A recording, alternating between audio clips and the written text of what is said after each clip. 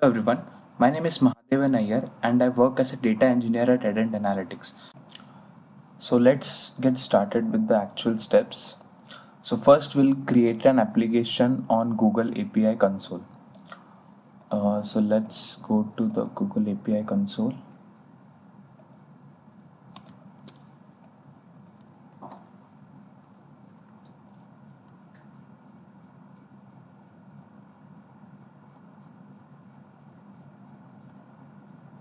Here we'll go to in apps and API services, we'll go to credentials.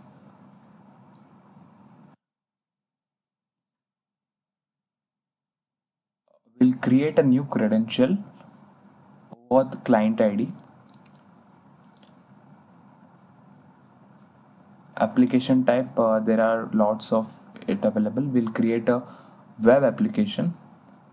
We'll name it Google Analytics Demo 1.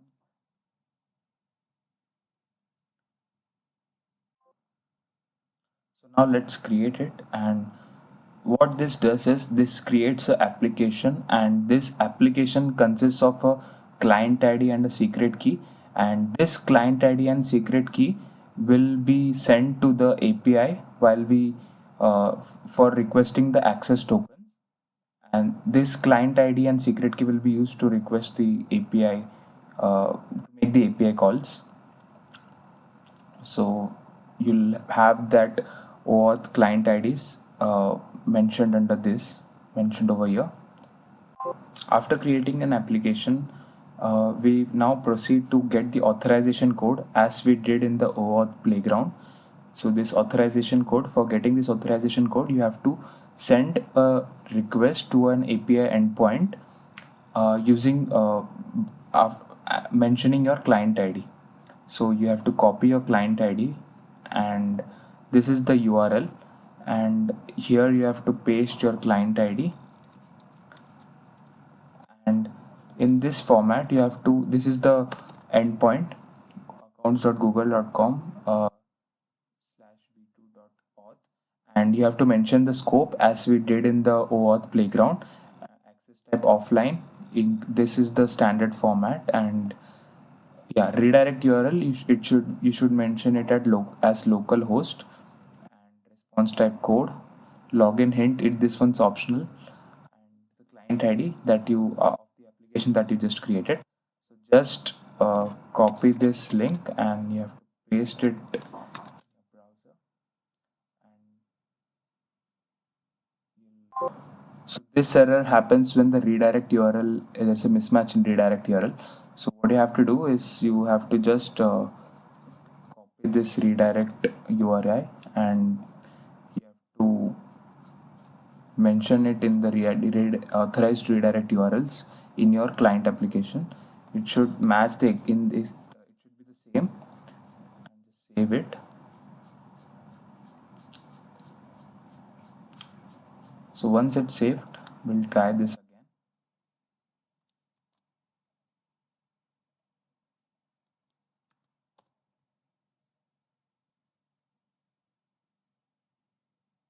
So now this is the user content consent page. This application, this API is requesting it's requesting for user content for these two permissions. As we had mentioned these two in the scope, and if we allow it, we'll see a error. This is because we had redirected it to a local host, and it doesn't contain any link. So you just have to copy this link and we'll use it. There's the authorization code is present in this link itself. So if you see it carefully, so this is the code. This one's the code, and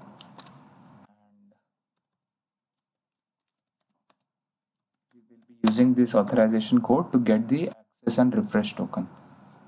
So once you have got your authorization code, you should also examine the scopes the that you had requested for. So it will be in the localhost URL link. So these are the scopes that you have been granted access to via this authorization token. So we'll exchange this authorization token for a access token. So let's do that using the Postman app. And so this is the URL that we will be sending our request to for an access token. This is the URL, and in the parameters you'll have to pass your client ID and client secret of the application that you had created. You can find your client ID and secret over here. Just put it over here. Then the authorization code that you just got from your this one, and the rest is grant type authorization code. Redirect URL should be the same, localhost. And when you send the request, you'll get a response like this. You'll get an access token, a refresh token, and scope. So check the scope, and this token is of type bearer. So copy this access token and keep it with you. So I'll copy this whole thing. Make sure you also copy the refresh token.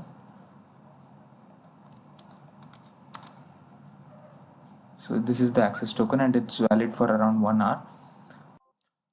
So now that you have got your access token and refresh token, we'll see how we can, we'll first see how we can exchange the refresh token with another access token. So copy this refresh token, and we'll send a request for a new access token in this URL.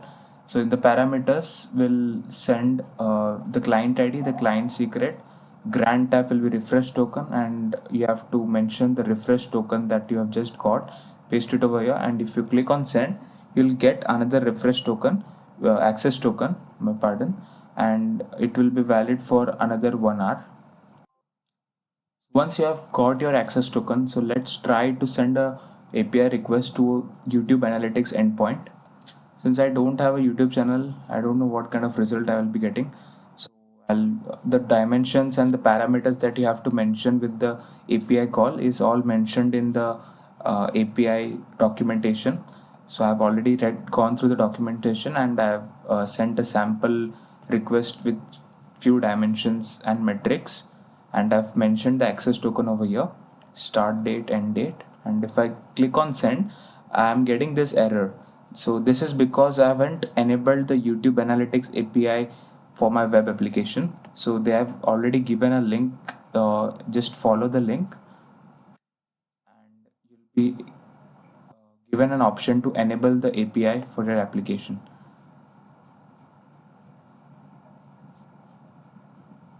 So you'll see this sort of page, and you'll have to enable this YouTube Analytics API. Once you have enabled it, the activation status will be enabled, and it will show like this over here. So let's try sending this request again. So when I send the request, I'll get this kind of response. So I've just changed the end date and start date format over here, and I've put the access token, metrics, and dimensions. So since I don't have a YouTube account, I won't be getting any entries in the rows dictionary over here. So it's a nested dictionary, and you can pass through the values in this nested dictionary and store it in your Python code using your Python code, parse it using your Python code, and it will be available in this structure, the name and the views. The structured column headers will be mentioned over here in this format, and you can easily get the code, Python code for this using the in the Postman app by pressing this button, and you can automate this code by hosting it in your Azure Functions and running it and schedule it. You can also automate the getting a new access token after every hour by automating this code, hosting this code on Azure Functions and running it on a schedule. Yeah, so in this manner, you can work with the Google OAuth 2 for accessing the APIs, any kind of APIs that Google provides. So yeah, thank you for watching.